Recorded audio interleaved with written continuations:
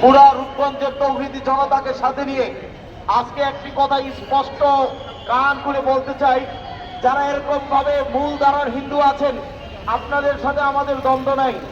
আমরা এরকম, আপনারা ইবাদত করেছেন মন্দির, আমরা কিন্তু আপনাদের মন্দিরগুলো তো এরকম ভাবে সফর করেছিলাম।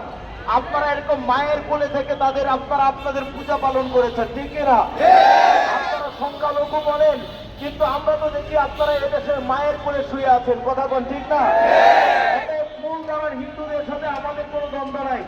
কিন্তু ইসকন যে এইভাবে জঙ্গি সংগঠন আপনারা তৈরি হয়েছেন, আপনারা যেভাবে মুসলমানদের উপর আক্রমণ শুরু করেছেন, খোদার কসম খেয়ে বলি, রূপগঞ্জের সমস্ত জনতাকে সাক্ষী রেখে বলি, যদি একবার রূপগঞ্জের মাটিতে আপনাদের এই যে জঙ্গি সংগঠন ইসকন যদি রূপগঞ্জের মাটিতে নামার চেষ্টা করে, প্রতিবাদের